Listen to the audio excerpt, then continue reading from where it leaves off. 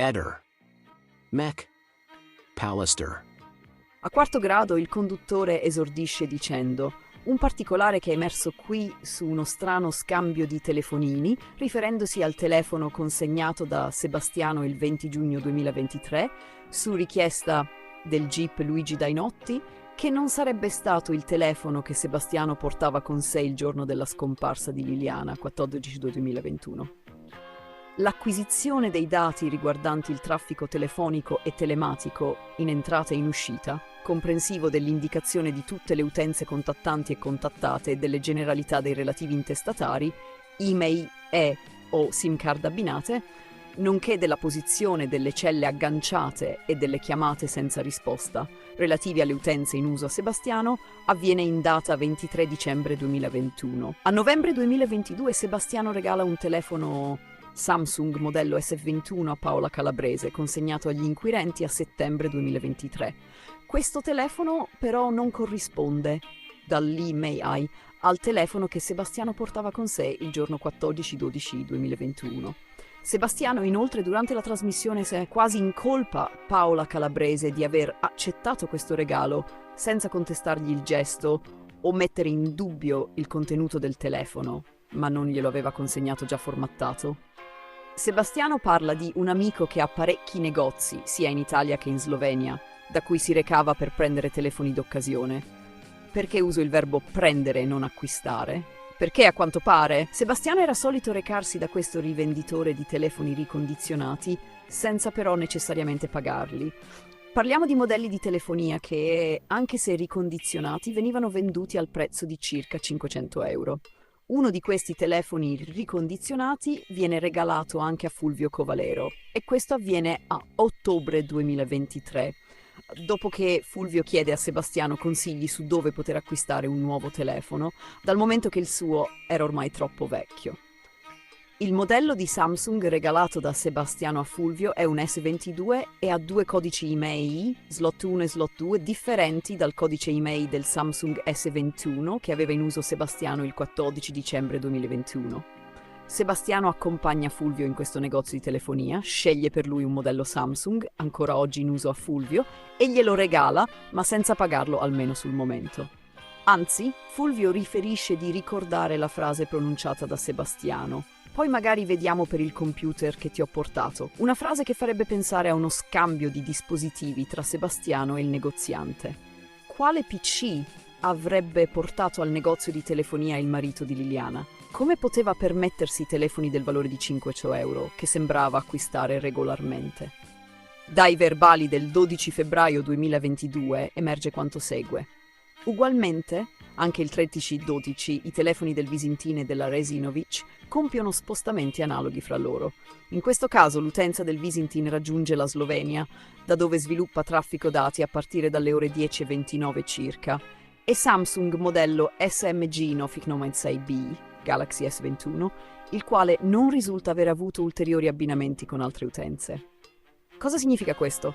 Che fine ha fatto il telefono Samsung modello S21 con codice email IN 352666056670? Sebastiano, qualcuno sostiene che quando ti vengono fatte domande scomode tu tenda a cambiare discorso. Non sento più. Liliana e Claudio Sterpin, quanto ti dà fastidio l'ipotesi di questa relazione? Io non ho niente in contrario se Liliana si incontrava con questo signore, per carità. Io mi ricordo tanti anni fa di averlo visto, incontrato, queste cose qua. Sono persone, anch'io ho delle persone, amiche, che ci abbracciamo, che ci vogliamo bene, che ci sentiamo. Tu non sai quanti mi hanno telefonato di queste cose qua. Anche la mia ex moglie, che siamo rimasti sempre amici. Una relazione che era arrivata a tal punto che a quanto pare Liliana voleva lasciarti. Questo stento a credere, veramente stento a credere. Non ho riscontri, è stato fatto tutto di nascosto. Questo perché è stato fatto di nascosto? Perché nessuno mi ha detto? Se Lili mi diceva guarda mi vedo con questo signore, nessun problema.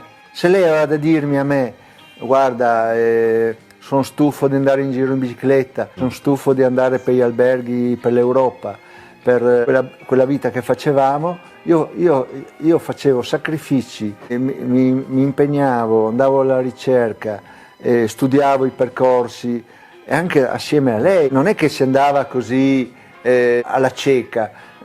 Gli chiedevo, ma secondo te che questo weekend abbiamo brutto tempo, bel tempo, dove andiamo? Verso il mare, verso i monti? Eravamo assieme a decidere questo. La polizia qua, io sono andato quella sera in polizia a fare questa segnalazione. Dopodiché sono ritornato a casa, mi hanno detto guarda come era vestita, se mancano indumenti, se manca giubbotti, che colore, scarpe, guarda se trovi biglietti, se ci sono soldi. Lilli mi diceva che in quel cassetto là aveva dei soldini per pagare bollette. E tu cosa ci hai trovato lì dentro? Ho trovato quasi 2000 euro, ma sparsi un po' di qua, un po' di là, un po' da 400, un po' di più, cioè sono ancora là tutti quanti che io non ho neanche toccato. E ho trovato anche un scontrino di un saldo del bancomat, no? Che avrà fatto il saldo relativo ai primi di dicembre di circa 50.000 euro. La mia idea, che è scaturita proprio oggi pensando a tutte le cose, queste cose qua, io penso che a un certo punto lei la mattina si sia trovata in conflitto con se stessa, il fatto di non avermi detto niente, il fatto di trovarsi un po' di qua, un po' di là, magari paura di farmi del male, nel senso dirmi delle cose che mi avrebbero ferito, A un certo punto, secondo me, lei si è trovata nel panico più totale e si è allontanata con le chiavi e basta. Ma insomma, quel giorno cosa è successo? Penso quel giorno lì, a un certo punto quella telefonata delle 8:22 erano con parole ben altre, diverse di quello che dice lui. Voleva forse dormire fuori una notte, 2 notti e dopo ritornare a casa magari a dire: Sebastiano, perdonami, non ti ho raccontato tutto. Questo. Mi è difficile pensare che lei si sia tolta la vita così. Quindi voleva andare via 1 o 2 giorni, come del resto tu hai detto di voler andare via a Livio per un weekend. Guarda che coincidenza. Ma per caso hai tolto il nome sul citofono per evitare che la polizia o i carabinieri ti trovino quando devono fare le perquisizioni? Sono capitati quella mattina, quel venerdì, a casa mia, hanno suonato, ho aperto, ho trovato gli agenti, quelli che erano già venuti a casa mia. Mi hanno detto: guarda, abbiamo un mandato di perquisizione a casa tua. Ho detto: beh, prego. E ho detto: no, ci serviva la GoPro, l'ho presa e gliel'ho data. Ne sono rimasto veramente di stucco, insomma. Ce l'avevano già avuta la GoPro mia. Nella GoPro effettivamente ci può essere molto poco, perché le cose sono state passate sul telefono e sul computer. Al massimo può essere rimasta in memoria qualche modifica dei parametri, dei settaggi del 14. Cosa ci può essere? Sai quanti... Adesso sono passati quasi 4 anni. In questo tempo sai quanti video filmati ho fatto io con la GoPro? In Austria, in Slovenia, nei miei sentieri, nelle mie cose, in bicicletta, io mi portavo sempre la GoPro. È commovente, guarda, rivedere Liliana. Ma come, ti vanti di avere 1 milione di foto con Liliana e poi ti commuovi per aver visto in televisione quelle 2 foto che girano da 4 anni? Il fatto di essere indagato, di avere questo avviso di garanzia, non mi crea nessun problema, assolutamente, perché voglio capire, vedere con che elementi queste cose sono state fatte nei miei confronti. Non è questione di alibi. Io a Liliana non ho fatto niente. Io amavo Liliana, l'ho sempre amata. 32 anni insieme, abbiamo passato anche noi i nostri alti e bassi. Quando lei ha perso la mamma, quando io ho perso mia figlia, quando lei ha lasciato il lavoro, che pensava, non vedeva l'ora di andare via dal lavoro, poi gli sono mancati gli amici, le cose, e soffriva molto di questo. Noi comunque abbiamo sempre continuato nella nostra vita, i nostri viaggi in giro per l'Europa, sono documentate in decine di migliaia di foto che raccontano il nostro amore, la nostra vita, il nostro stare insieme. Questo era importante, stare insieme. La sera del 13 abbiamo 2 versioni in cui voi avete litigato e 2 versioni in cui invece non avete litigato. Facciamola bella. Qual è la versione definitiva? C'era stata questa lite? Assolutamente no. Io sono conosciuto per non aver mai fatto litigato con nessuno, baruffato con nessuno, messo le mani a nessuno, non ho mai fatto il male a nessuno. Il fatto che sono accusato di aver fatto del male a Liliana, per me non esiste questo. Cosa si prova a essere indagato per omicidio? Sul momento è stato veramente drammatico, perché certamente vedermi su tutti i giornali, su tutte le testate televisive. Vabbè, è quello che ti piace di più. Sebastiano Visintin è accusato di essere l'assassino della moglie, un avviso di garanzia comunque pesante. Però passato il tempo ho detto: ma di cosa mi devo preoccupare? Io sono a disposizione, ho aperto la porta a tutti, tutto è stato vagliato, tutte le mie cose sono... Io non dico di avere un alibi, per carità. Io ho un alibi perfetto. Sono le cose che la polizia hanno verificato, cioè se hanno qualcosa da dirmi contro di me, che me lo dicano, sono pronto. Abbiamo 2 consulenze medico-legali che sono completamente opposte l'una dell'altra. Allora, ditemi voi, cosa devo pensare io? Ma allora cos'è successo? Questo non lo so, cioè mi dovranno spiegare come è morta Liliana, quando, dove e chi è stato, se è stato qualcuno. Ancora non sappiamo se è un suicidio o un omicidio. Ritornando a quei giorni, lei aveva lasciato a casa i telefoni, i suoi documenti, la fede. Sono tutte cose. La questura mi diceva: guarda Sebastiano, non farti illusioni, qua siamo di fronte a un suicidio. Io sul momento ho pensato a questo, veramente, ho detto: ma cosa può essere successo a Liliana? Cosa non ho capito, cosa non ho visto in Liliana? Noi fino al giorno prima eravamo, siamo stati in giro, i nostri giri in bicicletta qua e là, avevamo programmato in febbraio di andare in Brasile da questi nostri amici che comunque hanno anche loro detto che era vero questo. Noi eravamo andati in un'agenzia proprio per poter andare da questi nostri amici a Ubatuba, dove loro vivono, hanno una casa, e noi volevamo andare su un po' di tempo per stare con loro. Liliana era difficile da capire in un certo qual modo, no, non si esprimeva con nessuno, con le sue amiche, con i suoi parenti. Con me si parlava del più del meno, ma io non ho mai visto in questo lasso di tempo qualcosa che potesse darmi delle preoccupazioni o delle cose che non... Questo è una cosa che mi domando sempre. Cos'è successo?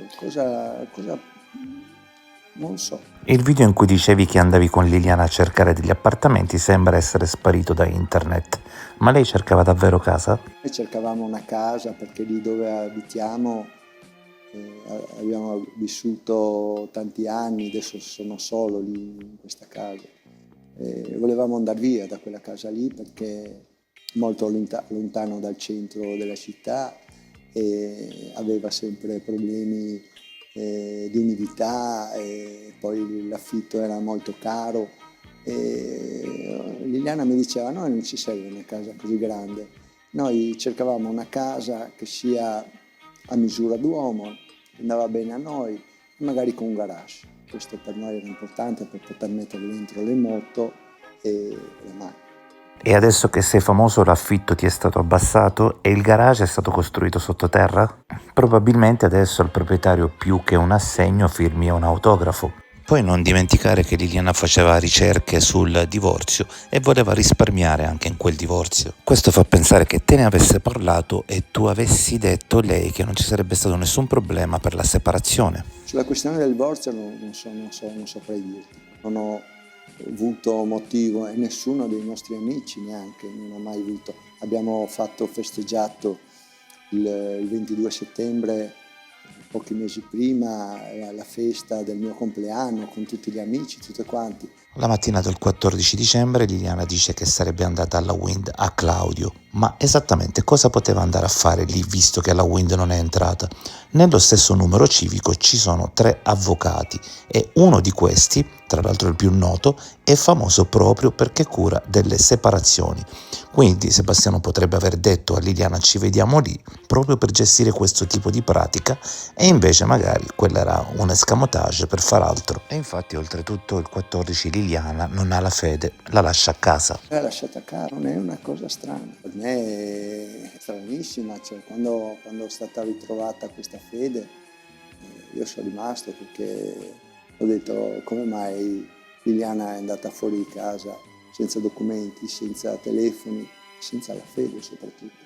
Questo E se il killer fosse un pazzo occasionale? è un problema che io mi sono chiesto, anche gli inquirenti, abbiamo parlato di questo, ho detto io veramente piangevo perché sul momento ho pensato in quel periodo in cui Liliana non si sapeva dove era, poi è stata trovata dopo 21 giorni, in quel periodo lì ti venivano in testa tutte le cose più brutte, capisci?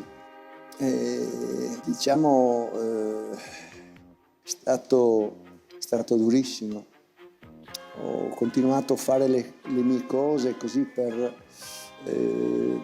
però il momento in cui tornavo a casa, stavo lì, mi guardavo attorno, era un dolore continuo, veramente un dolore continuo. Eravamo nel periodo natalizio, in un certo qual modo. Io ho pensato, non vedendola rientrare, ho pensato ma si sarà trovato con i suoi ex colleghi di lavoro, avranno fatto una cena e ho pensato ma dopo una certa ora sarebbe ritornata a casa, però dopo le 8 di sera non c'era, ho cominciato a preoccuparmi e dopo verso le 10 sono andato in questura.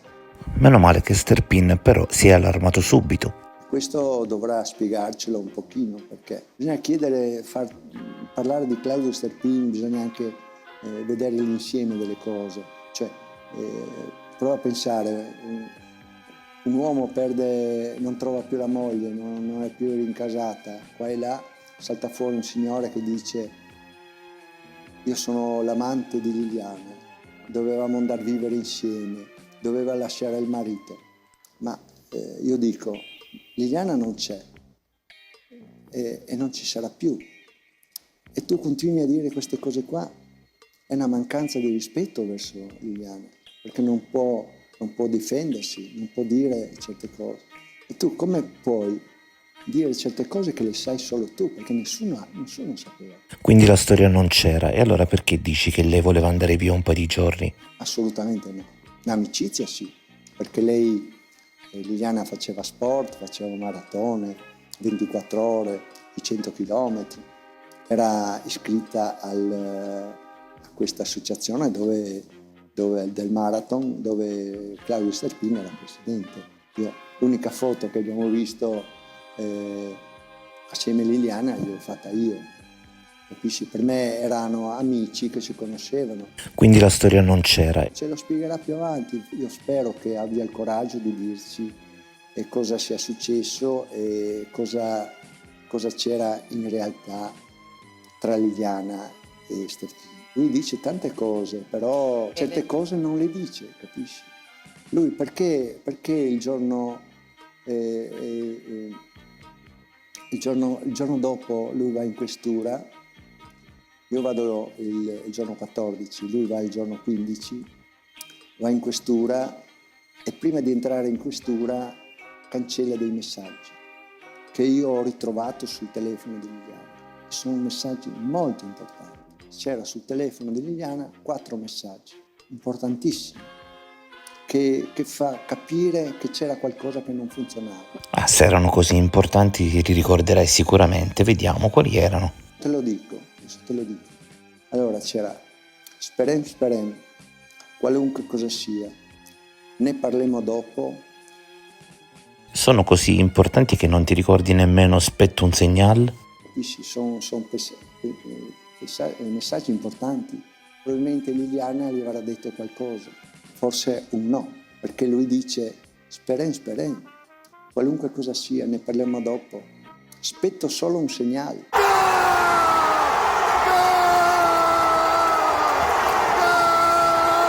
Sono cose importanti, io queste cose le sto dicendo in giro, però nessuno Cioè, bisogna chiedere al signor Steppi perché prima di andare in questura hai cancellato questi messaggi dal tuo telefono. No, eravamo una coppia che non avevamo bisogno di... Io avevo le mie amicizie, andavamo tante volte a trovare qualche amica o amico che aveva Liliana, e a qualche amico che avevo io, qualche amica che avevo io. E eravamo tranquilli, sereni. Non ha mai detto una volta la verità. Lui lo sa e forse c'entra anche lui. La famiglia di Liliana non ha mai creduto, perché quando ho chiesto alla mamma di Liliana di sposarla, loro si sono opposti e ha detto no, Sebastiano non vogliamo che sposi Liliana. E Liliana cosa ha detto? Sono io che sposo Sebastiano, non voi. E ci siamo sposati. Non abbiamo invitato nessuno, solo il fratello è venuto. Basta. 1989, quando io e Lilli ci incontrammo per la prima volta, in una sala di un ristorante adibita a mostre artistiche dove ero presente in qualità di fotografo. Ricordo molto bene la prima volta che vidi Lilli, entrò nella sala con le sue amiche, era bellissima, solo un mese più tardi però ebbi l'occasione di parlarle. Le dissi che avrei voluto conoscerla e, da quel giorno, non ci separammo più. Mi sono reso conto fin da subito che era una donna speciale, mi sentivo come se avessi scoperto la stella più brillante del firmamento. Scattò un amore forte e travolgente da ambo le parti, anche se non nego che inizialmente sia mia figlia Natasha, che dal 2020 purtroppo non c'è più, sia mio figlio Pier Giorgio non vedevano di buon occhio questa unione, soprattutto quando siamo convolati a nozze, così come la mamma e i parenti di Lily. Nonostante questo però, il giorno del fatidico erano tutti presenti, perché nel frattempo si erano resi conto che il nostro era un grande amore e la cerimonia fu intima e raccolta. Un giorno indimenticabile. Quando andai a casa dei genitori di Lily per chiedere la mano della figlia, mi misi in ginocchio e, con un nodo alla gola, esternai le mie intenzioni alla madre. Ero l'uomo più felice del mondo e stavo coronando il mio sogno. Da quel giorno, abbiamo vissuto in modo simbiotico. Quindi lei non ti avrebbe mai lasciato? Assolutamente no. Eravamo felici, con tanti progetti, amavamo la vita, la natura, i nostri viaggi. Noi abbiamo viaggiato dappertutto. Tutte queste foto, migliaia di foto, dimostrano e mostrano le cose meravigliose che noi abbiamo vissuto. Io dico, auguro a tutti di avere una vita quello che abbiamo avuto noi in 32 anni. Guarda, non me li cancella nessuno. Ah, quindi hai avuto tutto. E che ti manca ora di lei? Averla vicino. Lei stava vicino a me in silenzio, nella natura. La nostra vita era questa, fatto di cose semplici, non abbiamo mai fatto spesone, non abbiamo mai comprato niente di nuovo, cioè macchine, moto, macchine fotografiche, cellulari, tutto. Io ho comprato tutta roba usata, di seconda mano, non ho mai comprato niente di nuovo.